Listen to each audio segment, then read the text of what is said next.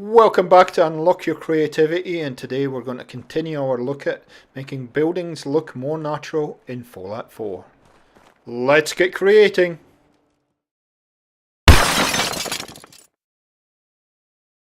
Welcome back to the channel, and first of all I'd like to start by saying thank you so much for the support with the first Unlock Your Creativity video that we put up. It was unbelievable support, and it was way past what I expected it would do.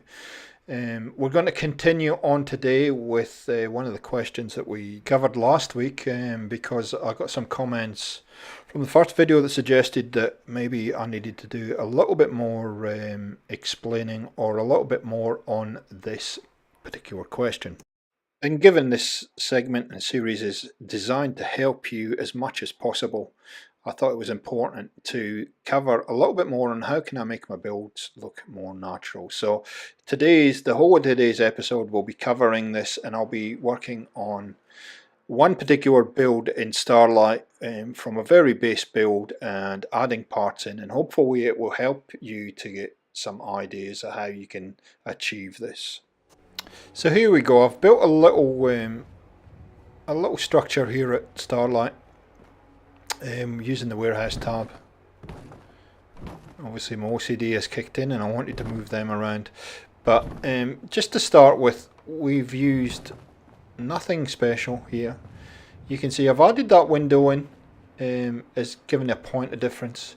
There's a foundation here, and so I'm going to start adding pieces in here and just watch how this building actually transitions from a fairly base kind of looking building to something that's a little bit more interesting. So straight away I thought what would be interesting is to make like a little awning or a little carport for some kind of vehicle, and you can see straight away, just by adding that little detail, it's already changed the feel and the vibe of the overall build.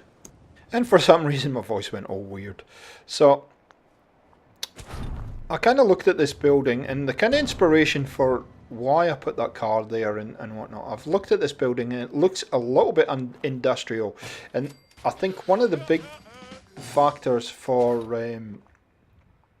you when you're building something or you're trying to make it look natural in its environment, put some thought into what the building's for or who lives there or whatever. It will help you immensely to start to put bits and pieces in that will make it look a heck of a lot more natural. Now that post clips in for whatever reason, the others wouldn't, who knows. But straight away, look, have a look at that. We've put a little carport on the side, and the building's starting to come to life quite a bit. So what I'm going to do next is I'm going to put a little ramp on there, because if we just left that there, it would have looked a bit silly that it was just sitting up there, and people would say, well, it doesn't look natural because how did the truck get up there in the first place, blah blah blah. And again, those are the little touches that you need to think about. Who lives here? What's the functionality of this particular build? And then start to build around that. What I'm doing here with this build is I'm duplicating something I've already made, not totally, but just in essence as such, which was the mechanic's house. And again, the reason I built a mechanic's house here is I saw a lot of cars here. I built a junkyard, and it just kind of sort of made sense.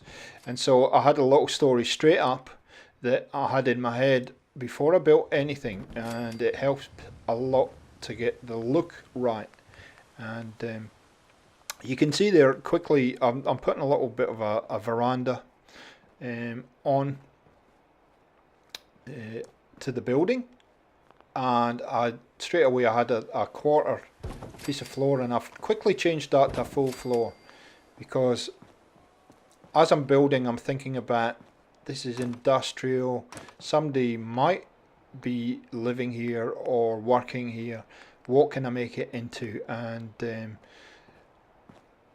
I went with a mechanic's house, and then now I'm thinking, well, okay, well, if it's a mechanic's house, let's start varying up some of the materials that we're using. And so I went to the metal tab. We've already got some corrugated iron there, and so I put metal roof on, but this metal roof's not flat, it's semicircular, and it's again a little point interest, and this is the kind of things that you want to do. So as we skip ahead here, and experimentation is most certainly the things to do. Also, you know, I've used these mesh fences a number of times in my builds, and so some of the stuff that you've used before also can be useful in certain situations.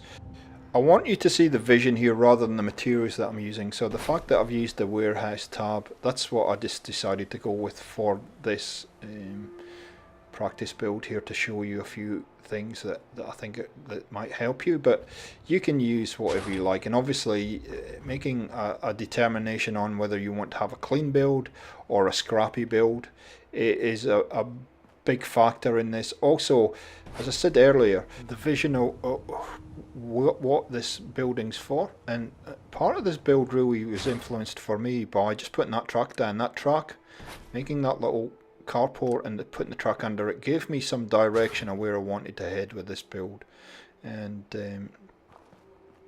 it will now determine everything that is fitting around that. So I wanted to now just show you, to illustrate the point a little bit better about dressing this up based around an idea or a concept of who lives here. Then the reason I made this little veranda here quite wide is it's a mechanic's house. So let's put some mechanical things up on the top here, like his little workshop area, only it's an outside workshop, it's not an inside workshop. And here's where the process of making things look a little bit more natural comes in. And you know, by the first video that we put out, I talked a little bit about building is just part of the process. All the little touches is really what sells it and makes it look a lot more natural, and will really help you with your building process. So we've moved from this to this with some really simple additions and some careful thought in how we wanted to, what direction we wanted to go in. So I hope that's useful. You can spend some time just keep looking at what I've added here and how it all ties in with the concept of a mechanic's house, and it may well help you with your dressing up and decoration and building to make things look a little bit more natural in Fallout 4. Thanks for watching, guys. Hope this has been helpful. Catch you later.